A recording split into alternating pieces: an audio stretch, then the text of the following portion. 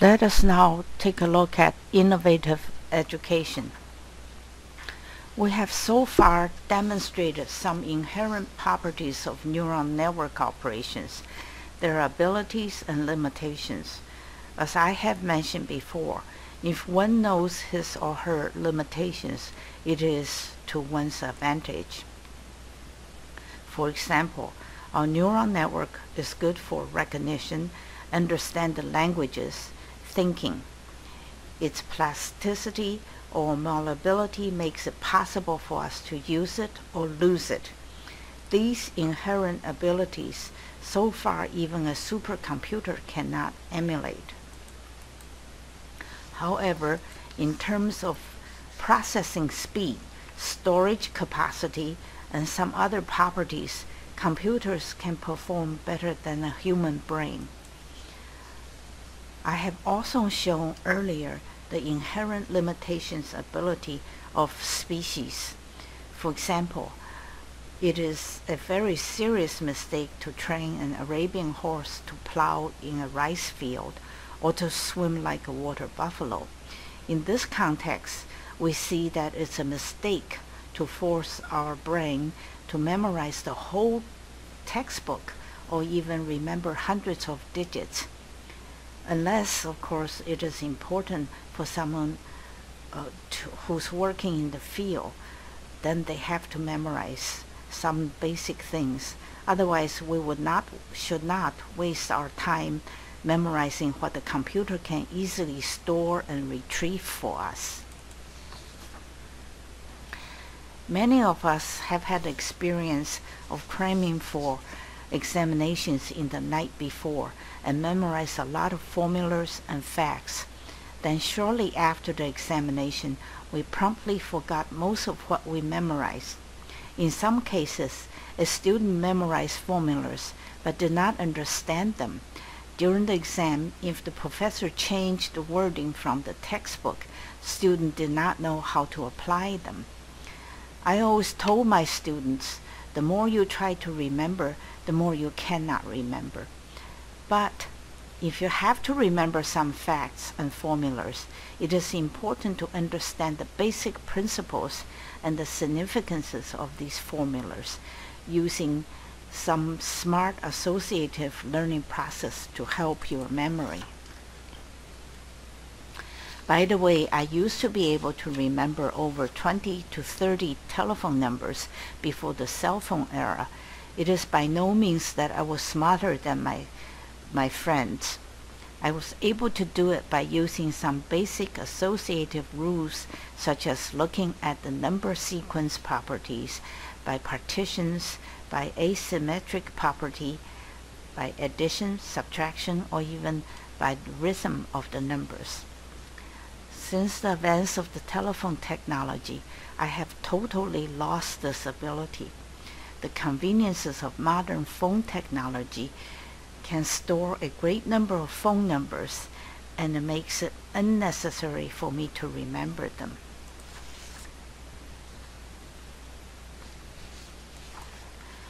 In slide 40, let us assume a class of grade school students' aptitude distribution.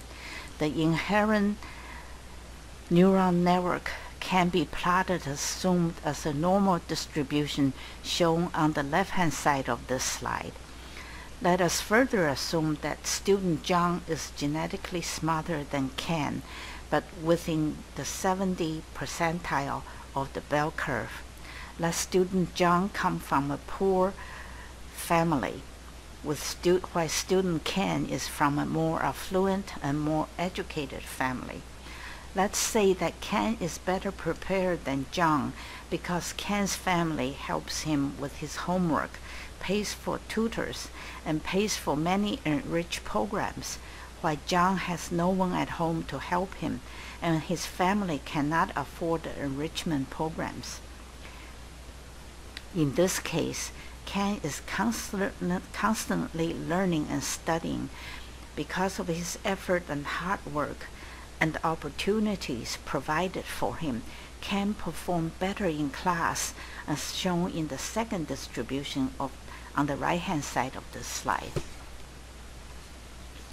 In our current educational system, teachers tend to give student Ken better opportunities and encourage him to excel, and they tend to ignore a student such as John.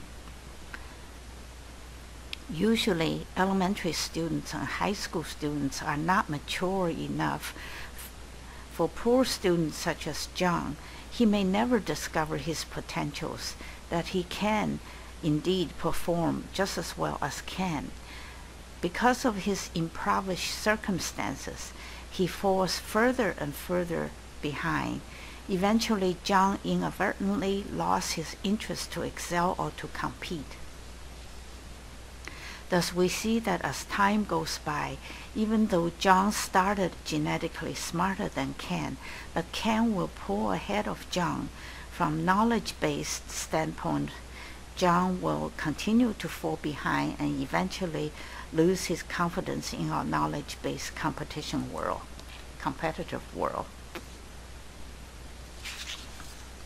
Statistically speaking, in terms of knowledge-based competition, most of the students like Ken will excel, and most of the students like John will perform poorly. Also, due to the plasticity of our brain, Ken eventually developed a smarter neural network as compared with John. However, in rare cases, students like John eventually may gain his confidence in later stage and become successful, but it is usually unlikely to occur. In view of this example, some parents even put extra burdens, that is, give more homework to their children. The reason is not to make up for the deficit, but to push their children over the bell curve. By overburdening the children with extra homework, we may create several negative consequences. One simple fact is that our brain needs time to rest and to relax. To push the children to well over the curve is not a smart way of training their neural networks. Remember, as you gain something, the same time you may also lose something. Allow your children to interact with others is also a part of life education. By overburdening them with extra homework that are not required in the educational system, just to push them over the curve is in a long way is not healthy for the children mentally as well as physically. Let me share a piece of my personal experience as a student in the past. I came from a disadvantaged family. In high school, I was one of the poorest students in the class. When I graduated, I ranked from the bottom number 3 out of a total of 65 students. I was a typical unguided teenage high school kid without family or parental supervision. The point I want to make is that similar to student John, I was never encouraged or motivated by all of my high school teachers. Some even discouraged me from going to college. Lack of encouragement from my teachers and lack of guidance from my parents, I completely lost confidence and showed little interest in studying. Nonetheless, I was an excellent soccer and basketball player at that time, and my dream was to continue playing these sports. I did not understand the consequences of not getting a good education in life.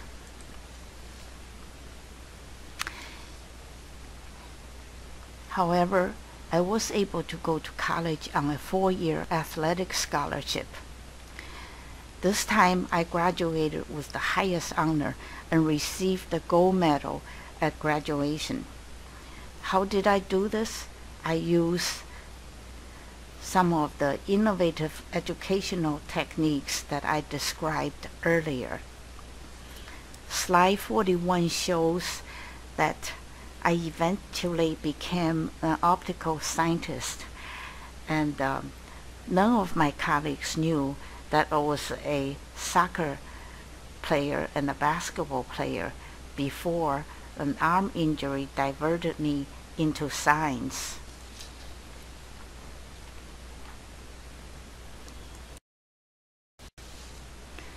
Now let's talk about innovative education. Learning and teaching is a two-way street. Smart teaching and smart learning are important aspects for innovative education. Quality of education depends on teaching and learning effectiveness as presented in a black box diagram in slide 42.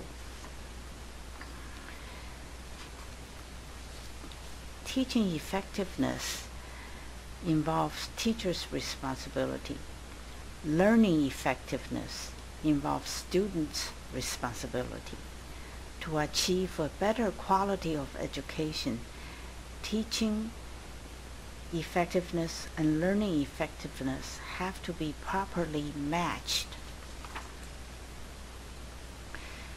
Needless to say that teaching effectiveness is basically dependent on the teacher. A good teacher has to be motivated, dedicated, and equipped with the art of innovative teaching techniques, that is, associative, cognitive, and possibly creative teaching techniques. As for learning effectiveness, the student has to be self-motivated, dedicated to learn, and use the art of learning. We need to teach grade school, junior high, and high school students differently from college and graduate students. There are different ways to learn: supervised learning and unsupervised learning. In general, there are three types of smart learners, although they are not necessarily mutually exclusive. Let's take a look at slide 43. In slide 43, you have the associative learner, cognitive learner, and the creative learner. An innovative education is dependent on the subject area that one is learning. For areas that need more memorization, one would use associative learning.